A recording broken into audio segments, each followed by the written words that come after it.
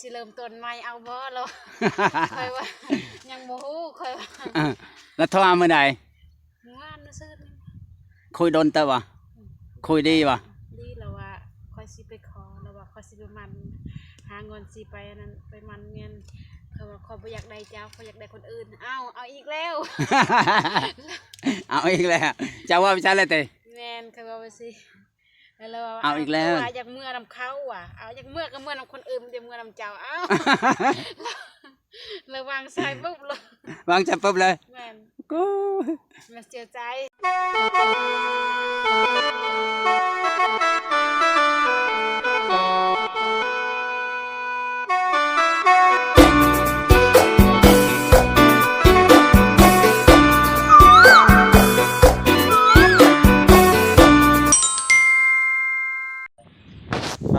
สบายดียามเย็นพี่น้องมื้อนี้ก็มาหาสาวนางคือเก่าคือเดิม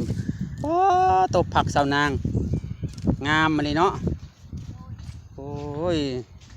ปลูกลายนี่ปลูกขายแล้วปลูกกินนี่ชนะปลูกขายปลูกกินเลือกกินกับขายเลือกขายกับกินโอ้ผักบุ้งพันกระปุนโอ้มักพริกเจ้าก็เริ่มงามเลยเนาะใส่ปุ๋ยค่ะก็ใส่ปุ๋ยฮะสบายดีจ้านางสบายดีป้าชานางมื้อนี้คืองามขึ้นบ่ได้งามฮะบ่ได้งามบ่มื้อนี้คือแต่งตัวสิงามๆเนี่ยคนเบิ่งปกติคือบ่ได้แต่งตัวปานใดมันยังเคลียร์เนี่ยคนเคลียร์เลยไกลเนี่ยลกมันเฮ็ดหยังจะเชียร์หญ้าเขาก็แย่งมาเชียร์มันเฮ็ดหยังไว้แกงชะหน่อไม้มันหกโอ้ยบ่ต้องเชียร์มันเฮ็ดเป็นหมดเป็นจุกไว้ก็มาเลาะชวนสาวนางยังโสดเป็นอะไรสาวนางเป็นอะไรมีผู้บ่าวยังยังอีกแม่โอ้คือหาผู้บ่าวยากได้สาวนางเนี่ยคนก็งาม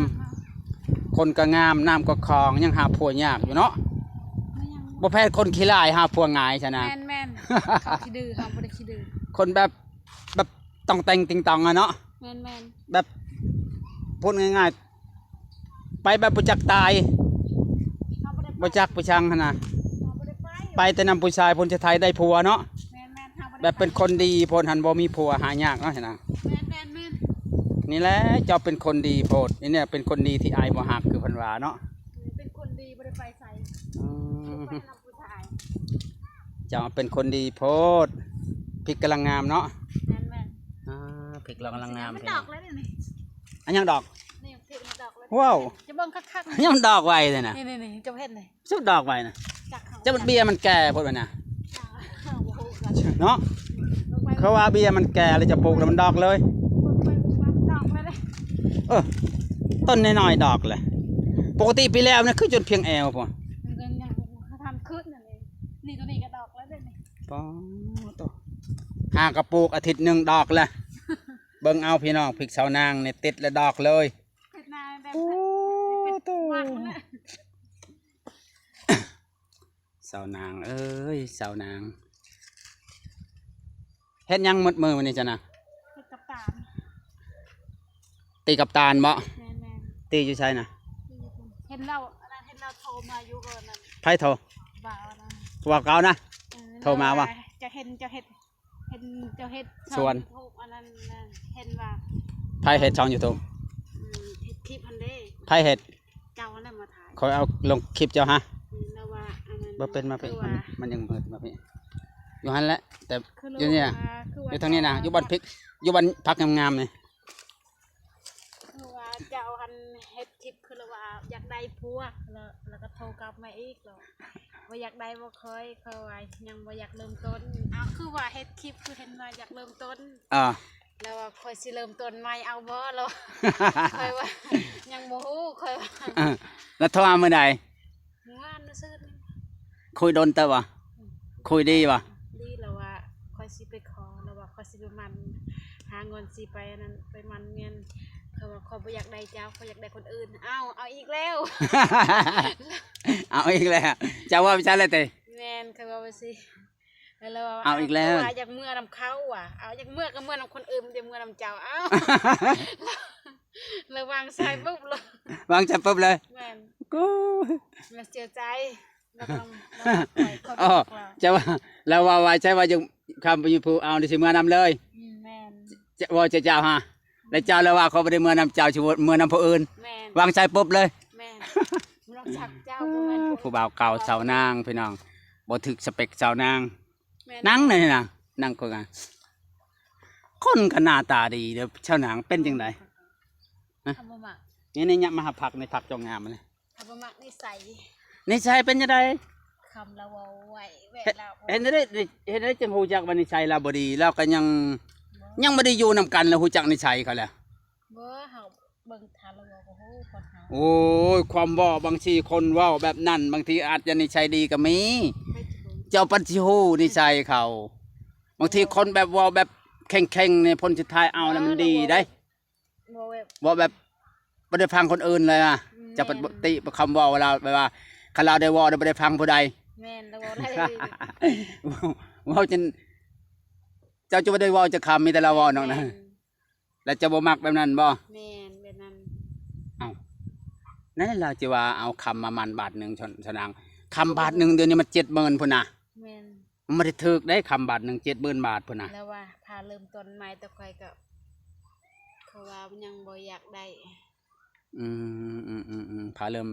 ต้นใหม่แต่เจ้าบ่อยากตกลงกับเรา แม่นมัน บ่ลงแล้วก็บ่มักบ่ถึกสเปค แม่นเอาไปแล้วยันมันบ่ดีเนาะ ยันว่าเราเป็นคนขี้เลงงอน แม่นคน กินเหล้ากินเบียร์บ่ประมาณนี้บ่ แม่นคนเฮาก็บ่มั่นใจได้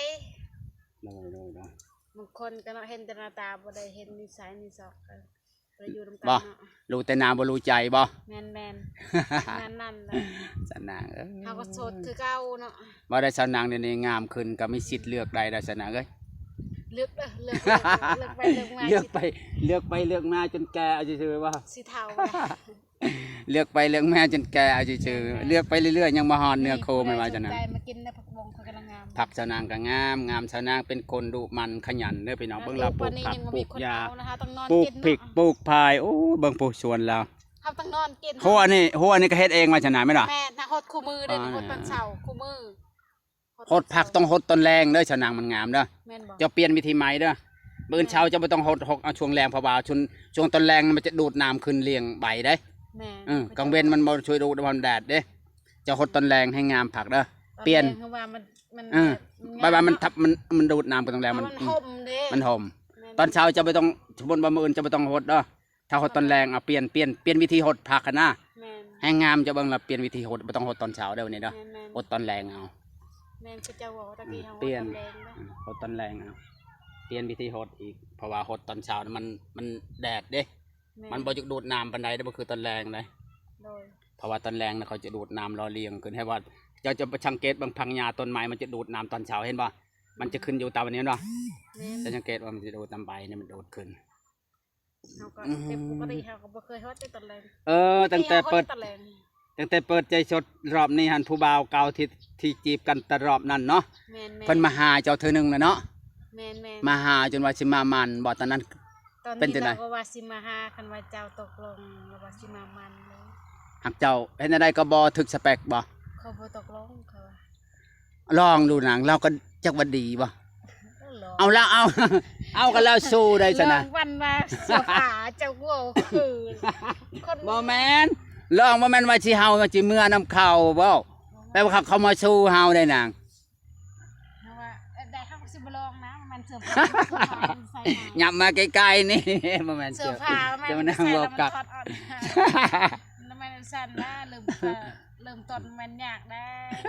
จะวันปลายนะ จะนางบอกคักรู้แม่นเสื้อผ้าได้สิลองบ่แม่นลองครบซื่อๆบ่แม่นมันสิให้ลองนอนนำ เจ้าว่าเข้าใจผิดกุยจะนางลองมาคบไปก็ซื่อๆแบบคบไปนำกันซื่อๆแต่ว่าบ่ บางคน บ่ให้มันเกินนั่นน่ะนะ เป็นสั่นเขาก็อยากนอนนํเลยเนาะเขาก็ บ่คบไปแบบว่าคบไปเรื่อยๆจะพาวแบบว่าบ่ให้มือไม้ถึงกันก่อนนะแบบว่าคบไปคุยไปเรื่อยๆแบบว่า ไปสั่นน้ำว่า ลองคบไปว่าเฮาเว้ามาเฮาคุยลองใจผู้ชายนี่บ่ยากดอกคอยเว้าเขาจะเว้ามันฮู้จักนะคนเฮาคุยกันน่ะบ่ยากดอก คันแบบมาจักเจ้านิสัย ฉะนั้นเขาก็เว้าดีเว้าหวานใช่เฮาคนที่มาหาคนเว้าแบบกระชากจะกระชากเฮาก็เลิกเฮ้ย แม่น แม่นว่าบ่แม่นว่าสิลองสิให้ลองนอนนำบ่แม่นได้ลองคบ นึกว่าเจ้าให้เอา บ่แม่นแบบว่าเฮาคบไปแบบว่าเฮาคุยทางโทรศัพท์นั่นล่ะนาง แม่น แล้วก็เฮาลองใจว่าอ้ายอยากได้อันนั้นได้อันนี้เขาให้จะมาเล่นนำเขาจะมาเล่นบ่คันเขามักเฮาลีก็มาเล่นแล้วว่าให้มาแล้วเฮามาวัดใจเบิ่งว่าเขานิสัยเขาเป็นจังใดนะ แบบใครมาเล่นซื่อๆ แล้วว่าสิมาหาแล้วว่าสิให้เงิน หั่น แต่คอยว่าอย่ามาก็อย่า ยับมาใกล้ๆนะมันอยู่ไกลพุ่นมันบ่เข้าก่อน แล้วว่าสิมาหาเจ้า แม่น สิเอาเงินให้ใช้ แม่น เจ้าว่าบ่ต้องมาก็อย่า แม่น แสดงว่าเจ้าเนี่ยบ่มักหรือบ่เอาเงินเขา แม่น อ๋อแสดงว่าคนเฮาก็บ่มักก็บ่ต้องเอาเงินเขาเพราะว่าเขาจะเสียใจภายหลังเนาะ แม่น แม่นถ้าบ่มักก็บ่ต้องเอาของเขาเนาะ แล้วว่าเอาเลยตอนนั้นก็คือว่าบ่มักเขาแล้วก็บ่เอาเลยตอนนั้นเอาเลย ตอนนั้นเขาให้ตอนนั้นเท่าไหร่ก็3แสนเนาะหรือ2แสนก็ให้ตอนนั้นเขามาเล่นละรอบหนึงเนาะ แม่น เขาก็ชื่อปลาชื่อหยังมาต้มปลานิลเนาะ แม่นอันนี้เรา ตอนไหน ว่าซื้อนั่นสิซื้อเสื้อผ้าให้นางน้อย อืม จะค่อยว่าอย่าซื้อค่อยซื้อเขาเองก็ได้สำนัก สิชื่อชุดให้นางน้อยให้ลูกเจ้าฮะ แม่น และชุดแม่มันบ่ชื่อให้บ่ บ่จักเขา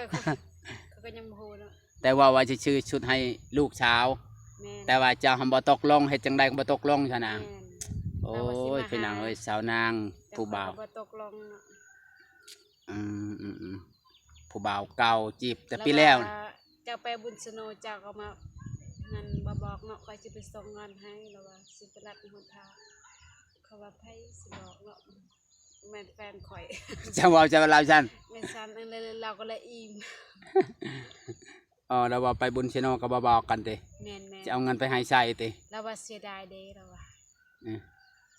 ฉะนั้นละเสียใจแห่งเสียใจหนักแล้วชุนี้เนาะเจ้าว่าบอกเขาว่าบ่ฮักเนาะ แล้วบ่สนับค่อยผูกคอตาย แล้วว่าฮะ แม่นแล้ว ปอ ว่าเจ้าก็บ่ฮักเนาะ